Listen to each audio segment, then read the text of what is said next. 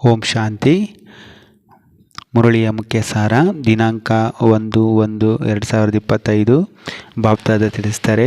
ಮಧುರ ಮಕ್ಕಳೇ, ನೀವು ಜ್ಞಾನದ ಮಳೆಯನ್ನು ಸುರಿಸಿ ಹಸಿರನ್ನಾಗಿ ಮಾಡುವಂಥವರಾಗಿದ್ದೀರಿ.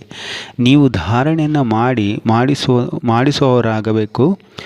ಬಾಪ್ದಾದ ಪ್ರಶ್ನೆ ಕೇಳ್ತಾರೆ, ಯಾವ ಮೋಡವು ಮಳೆ ಸುರಿಸುವುದಿಲ್ಲ, ಅದಕ್ಕೆ ಯಾವ ಹೆಸರನ್ನು ಕೊಡುವುದು? ಬಾಪ್ದಾದ ಉತ್ತರ ಹೇಳ್ತಾರೆ, ಅದಕ್ಕೆ ನಿರ್ಬಲ ಮೋಡವೆಂದು ಕರೆಯಲಾಗುತ್ತದೆ. ಯಾರು ದೃಢವಾಗಿರುತ್ತಾರೆ ಅವರು ಮಳೆಯನ್ನು ಸುರಿಸುತ್ತಾರೆ. ಒಂದು ವೇಳೆ ಧಾರಣೆಯಾಗಿದ್ದೇ ಆದರೆ ಜ್ಞಾನದ ಮಳೆಯನ್ನು ಸುರಿಸದೇ ಇರಲು ಸಾಧ್ಯವಿಲ್ಲ. ಯಾರು ಧಾರಣೆ ಮಾಡಿ ಅನ್ಯರಿಗೆ ಮಾಡಿಸುವುದಿಲ್ಲವೋ ಅವರ ಹೊಟ್ಟೆಯು ಬೆನ್ನಿಗೆ ಹೋಗಿ ಅಂಟಿಕೊಂಡಿರುತ್ತದೆ. ಅವರು ಬಡವರಾಗಿರುತ್ತಾರೆ, ಪ್ರಜೆಗಳಾಗಿ ಹೋಗುತ್ತಾರೆ. ಬಾಪ್ದಾದ ಇನ್ನೊಂದು ಪ್ರಶ್ನೆ ಕೇಳ್ತಾರೆ, ನೆನಪಿನ ಯಾತ್ರೆಯಲ್ಲಿ ಮುಖ್ಯ ಪರಿಶ್ರಮ ಯಾವುದಿದೆ? ಬಾಪ್ದಾದ ಉತ್ತರ ಹೇಳ್ತಾರೆ, ತನ್ನನ್ನು ಆತ್ಮನೆಂದು ತಿಳಿದು ತಂದೆಯನ್ನು ಬಿಂದು ರೂಪದಲ್ಲಿ ನೆನಪು ಮಾಡುವುದು.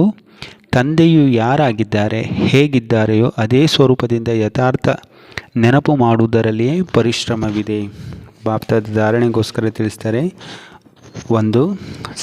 ಸ್ವಚ್ಛ ಬುದ್ಧಿಯುಳ್ಳವರಾಗಿ ಅದ್ಭುತ ಜ್ಞಾನವನ್ನು ಧಾರಣೆ ಮಾಡಿ ತಂದೆಯ ಸಮಾನ ಮಾಸ್ಟರ್ ಜ್ಞಾನಸಾಗರರಾಗಬೇಕು. ಜ್ಞಾನದಿಂದ ಸರ್ವ ಗುಣಗಳನ್ನು ತಮ್ಮಲ್ಲಿ ಧಾರಣೆ ಮಾಡಿಕೊಳ್ಳಬೇಕು. ಹೇಗೆ ತಂದೆಯು ತನುಮನ ಧನವನ್ನು ಸೇವೆಯಲ್ಲಿ ತೊಡಗಿಸಿದರು, ಸಮರ್ಪಣೆ ಮಾಡಿದರು, ಹಾಗೆಯೇ ತಂದೆಯ ಸಮಾನ ತನ್ನದೆಲ್ಲವನ್ನು ಈಶ್ವರೀಯ ಸೇವೆಯಲ್ಲಿ ಸಫಲ ಮಾಡಬೇಕು. ಸದಾ ಪ್ರಫುಲ್ಲಿತರಾಗಿರಲು ಗುರಿ ಧ್ಯೇಯದ ಚಿತ್ರವನ್ನು ಜೊತೆಯಲ್ಲಿಟ್ಟುಕೊಳ್ಳಬೇಕು. ಬಾಪ್ದಾದ ವರದಾನ ಕೊಡ್ತಾರೆ, ಏಕರಸ ಸ್ಥಿತಿ ಮೂಲಕ ಸದಾ ಒಬ್ಬ ತಂದೆಗೆ ಫಾಲೋ ಫಾದರ್ ಮಾಡುವಂತಹ ಪ್ರಸನ್ನ ಚಿತ್ತರಾಗಿರಿ.